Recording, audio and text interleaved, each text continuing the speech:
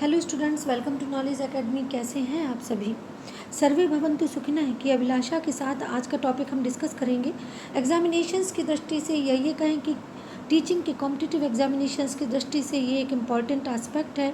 आज के टॉपिक में हम काव्य से संबंधित पैराग्राफ के संदर्भ में डिस्कस करेंगे। जनरली एग्जामिनेशंस में या कॉम्पिटिटिव एग्जाम्स में, स्पेशली सीटेट में, एक पद्य का यानी पोएट्री का पैराग्राफ दे दिया जाता है तथा उससे संबंधित क्वेश्चंस पूछे जाते हैं। यह काव्यांश यानी कविता से संबंधित है कि मैत्री की राह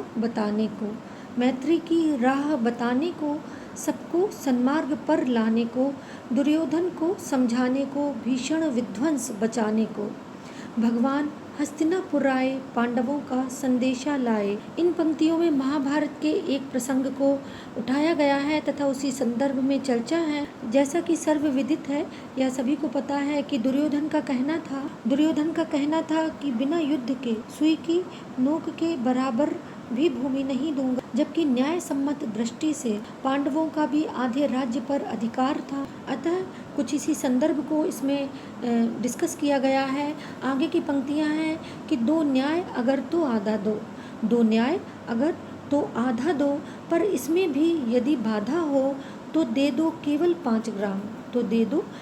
5 ग्राम, रखो अपनी धरती तमाम, हम वही खुशी से खाएंगे, परिजन पर असीना उठाएंगे। इन पंक्तियों का संक्षेप में आशय यही है कि भगवान श्री कृष्ण पांडवों की ओर से प्रतिनिधित्व करने हस्तिनापुर गए तथा उन्होंने कहा कि यदि आधा राज्य देने में बाधा है तो केवल पांडवों के लिए 5 ग्राम दे दो, ताकि प्रत्येक भाई के लिए एक गांव प्राप्त हो सके, या ये कहें कि एक एक गांव के माध्यम से पांचों भाई अपने जीवन को संचालित कर सकें, या ये कहें कि जीवन यापन कर सकें। अतः कुल मिलाकर उन्होंने 5 भाइयों के लिए या 5 पांडवों के लिए 5 गांव देने का प्रस्ताव रखा तथा युद्ध को टालने का यथासंभव प्रयास किया। कुछ इसी प्रसंग को इसमें उठाया गया है। अतः इनसे संबंधित क्वेश्चंस देख लेते हैं। जो फर्स्ट क्वेश्चन है कि दुर्योधन को समझाने कौन हस्तिनापुर आया था। पहला क्वेश्चन है कि दुर्योधन को समझाने कौन हस्तिनापुर आया था। तो इसमें 4 ऑप्शंस हैं जिन्हें आप बिना देखे भी सरलता से या सहजता से उत्तर दे सकते हैं कि श्री कृष्ण आए थे। यद्यपि इसमें 4 ऑप्शंस हैं जिसमें अर्जुन, युधिष्ठिर, श्री कृष्ण, विश्वामित्र। तो इसमें जो सही आंसर है वो श्री कृष्ण है। अगला जो प्रश्न है वह कि पांडवों का संदेशा क्या था। तो इसमें जो लास्ट है या ये कहें कि लास्ट आंसर डी है, जिसमें दे दो केवल 5 ग्राम। ये संदेशा था पांडवों का। पांचों भाई अपने लिए केवल एक एक गांव की अभिलाषा रखते थे और उन्होंने कहा था कि यदि आधा राज्य देना नहीं चाहते हो तो केवल एक एक गांव एक एक भाई के लिए दे दो, यानी 5 ग्राम दे दो। अतः इसमें जो लास्ट आंसर है डी वह सही है। मूविंग टू नेक्स्ट क्वेश्चन कि न्याय के अनुसार पांडवों को क्या मिलना चाहिए था। न्याय के अनुसार पांडवों को क्या मिलना चाहिए था। तो न्याय का सार्थक पक्ष तो ये था कि उनको आधा राज्य प्राप्त होना चाहिए था। अतः जो सही आंसर है वह बी है, आधा राज्य। 80 का अर्थ है तलवार। तो 80 का अर्थ है, इसमें 4 ऑप्शंस दिए गए हैं कि तलवार, धनुष बाण, गदा, आवाज़। तो इसमें जो फर्स्ट है वह सही है कि तलवार। मूविंग टू नेक्स्ट क्वेश्चन कि कृष्ण सबको किस मार्ग पर लाना चाहते थे। तो इसमें 4 ऑप्शंस हैं, दुष्कर मार्ग पर, सन्मार्ग पर, महान मार्ग पर, साधारण मार्ग पर।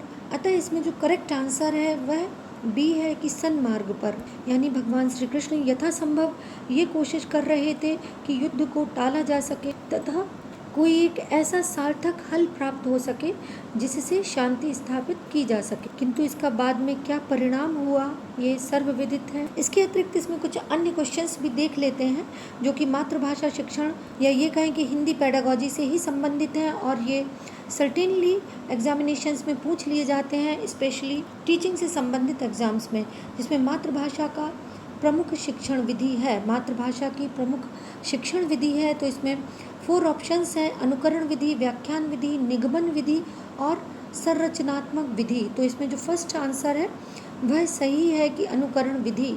मातृभाषा हमेशा अनुकरण के माध्यम से ही सीखी जाती है। जैसा भाषा या ये कहें कि जैसी भाषा घर के लोग या समाज के लोग, परिजन इत्यादि बोलते हैं, वही भाषा बालक सहजता से ग्रहण कर लेता है। अतः जो सही आंसर है वह अनुकरण विधि है। नेक्स्ट है ज्ञानात्मक पक्ष से संबंधित अंतिम उद्देश्य है। तो ज्ञानात्मक पक्ष से संबंधित जो अंतिम उद्देश्य है वह मूल्यांकन है। यद्यपि इसमें 4 स्टेप्स हैं, बोध, विश्लेषण, मूल्यांकन एवं संश्लेषण, लेकिन जो सही आंसर है वह सी है, मूल्यांकन। हिंदी भाषा शिक्षण किस शिक्षण सूत्र पर आधारित है, यह अगला प्रश्न है। तो इसमें जो फर्स्ट आंसर है वह सही है कि सरल से जटिल की ओर, यानी हिंदी भाषा शिक्षण सरल से जटिल की ओर माना जाता है। पहले इसमें सरल एवं छोटी छोटी बातों से अवगत कराया जाता है, उसके पश्चात इसका जो क्रम है वह जटिलता की ओर बढ़ता है। यहाँ पर मैं आपको ये भी रिकॉल कराना चाहूँगी कि ये शिक्षण सूत्र माने जाते हैं जिसमें सरल से जटिल की ओर, जटिल से सरल की ओर, अज्ञात से ज्ञात की ओर तथा उपर्युक्त में से कोई नहीं। ये इन्होंने लास्ट ऑप्शन दिया है, लेकिन ये शिक्षण सूत्र नहीं है, यहाँ पर आप ये बात ध्यान रखिएगा। नेक्स्ट है कि कुक ने किस विधि को निश्चित रूप प्रदान किया। तो इसमें जो 4 ऑप्शंस हैं उसमें जो सी है वह सही है, खेल विधि। गद्य शिक्षण की अंतिम प्रभावी प्रविधि है, गद्य शिक्षण की अंतिम प्रभावी प्रविधि है। तो इसमें लास्ट ऑप्शन सही है, विश्लेषण। गद्य शिक्षण है विचार प्रधान। ये प्रोज से संबंधित क्वेश्चंस हैं जो कि हिंदी पेडागोजी में आते हैं। नेक्स्ट क्वेश्चन है कि पाठ्य वस्तु स्वामित्व का विकास किस विधि से किया जाता है। तो इसमें बी ऑप्शन सही है, पर्यवेक्षण विधि। नेक्स्ट है किंडरगार्टन प्रणाली में सहायक सामग्री को क्या कहा जाता है। तो इसका जो करेक्ट आंसर है वह उपहार है। यद्यपि इसमें 4 ऑप्शन है, लेकिन जो करेक्ट आंसर सी है। नेक्स्ट है श्रव्य सहायक सामग्री का उपयोग होता है। तो श्रव्य सहायक सामग्री का उपयोग शुद्ध उच्चारण में किया जाता है, अतः इसका जो करेक्ट आंसर है वह ए है।